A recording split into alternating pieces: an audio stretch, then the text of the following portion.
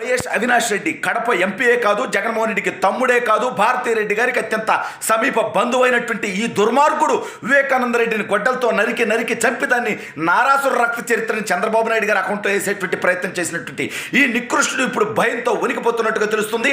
అయితే అవినాష్ రెడ్డికి భారతీరెడ్డి ఫోన్ చేసి ధైర్యాన్ని ఇచ్చినట్టుగా తెలుస్తుంది. అసలు ఇంతకీ భారతీరెడ్డి ఏం చెప్పింది, అవినాష్ రెడ్డి ఏం చేయబోతున్నాడు అనేది ఈ వీడియోలో వివరించబోయే ముందుగా ఇప్పటి వరకు మన ఛానల్ సబ్స్క్రైబ్ చేయని వాళ్ళు ఖచ్చితంగా సబ్స్క్రైబ్ చేయండి. ఇక విషయానికి వస్తే, నిన్నటి కడప ఎన్నికల్లో చావు తప్పి కన్ను లొట్టబోయిన చందంగా, లేదంటే షర్మిల గారు పోటీయే చేయకపోతే అసలు వీడికి భారీగా బొక్కపడి ఉండేదేమో అని కడపలో విపరీతమైనటువంటి చర్చ జరుగుతోంది. అయితే ఇప్పుడు తెలుగుదేశం పార్టీ, జనసేన, భారతీయ జనతా పార్టీ కూటమి ప్రపంచం సృష్టించింది. పైగా కేంద్రంలో కూడా తెలుగుదేశం, జనసేన కీలకమైనటువంటి స్థానంలో ఉండబోతా ఉన్నాయి. ఇప్పుడు అందరూ తాడేపల్లి కోటలో జగన్మోహన్ రెడ్డి గారి పారిపోతాడు. గతంలో కారుకూసులు కూసినటువంటి వాళ్ళ వంశీగాడు, కొడాల నానేగాడు, లేకపోతే అనిల్ కుమార్ యాదవ్, రోజా, అమర్నాథ్, ద్వారంపూడి చంద్రశేఖర్ రెడ్డి, లేకపోతే అంబటి రాంబాబు, ఇట్లా చాలామంది కారు కూతలు కూసినటువంటి దౌర్భాగ్యులు పరారీకి రంగం సిద్ధం చేసుకుంటున్నారు. అయితే సైలెంట్గా ఇందులో ఒక్కడ మాత్రం వణికిపోతా అన్నాడు. యాడికి పోవాలి, ఏం చేయాలో అర్థం కానిటువంటి పరిస్థితి. పైగా వాడు ఇప్పుడు ఎంపీగా ఉన్నాడు. వాడే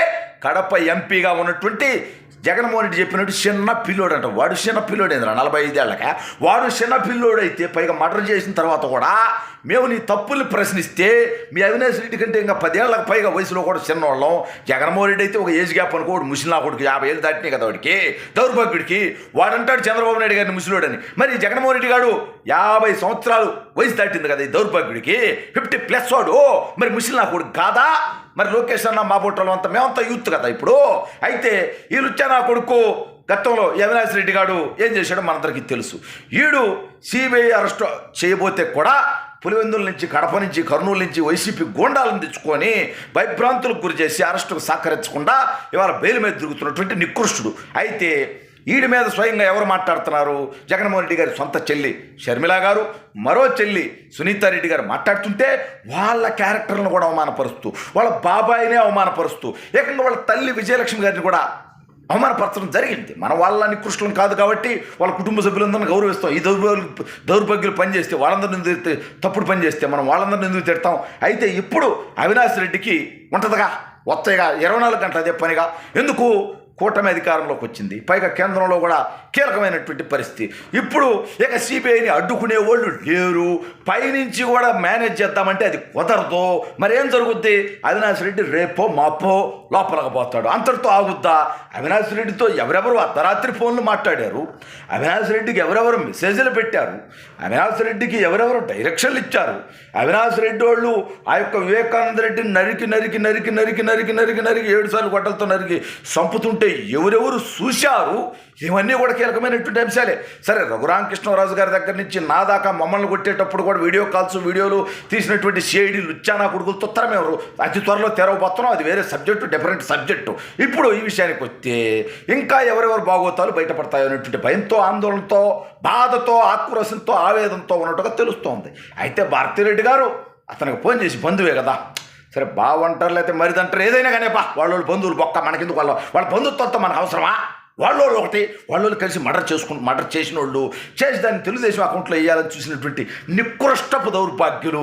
పైగా అయితే ఈ సందర్భంలో భారతీరెడ్డి గారు అవినాష్ రెడ్డి గారికి ఫోన్ చేసి, అంటే వాళ్ళ నీచంగా మాట్లాడలేక మనం గౌరవంగానే మాట్లాడదాం, ఫోన్ చేసి, నువ్వేం భయపడపాక, ఇప్పుడు మీ అన్నడికి కింద 32 కేసులు ఉన్నాయి, 11 సిబిఐ ఈడీ ఛార్జ్షీట్లు ఉన్నాయి.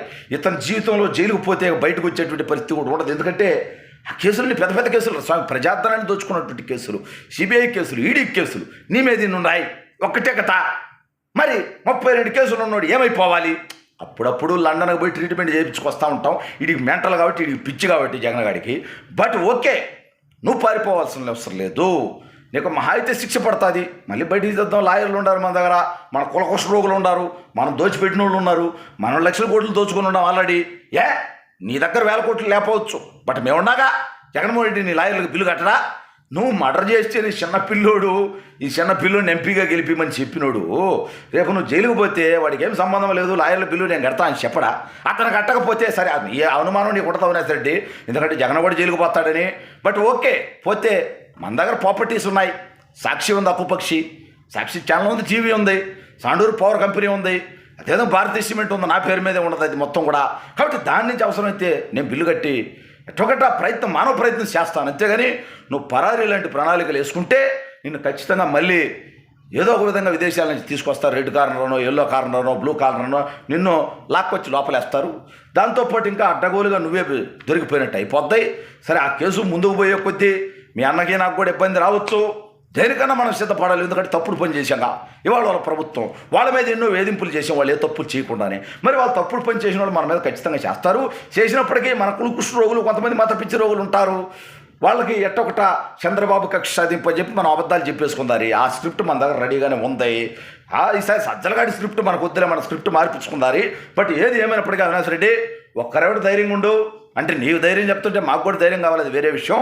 బట్ విదేశాలకు మాత్రం నువ్వు పారిపోవద్దు, పారిపోయినా నిన్నేం వదిలిపెట్టరు అని చెప్పినట్టుగా తెలుస్తోంది.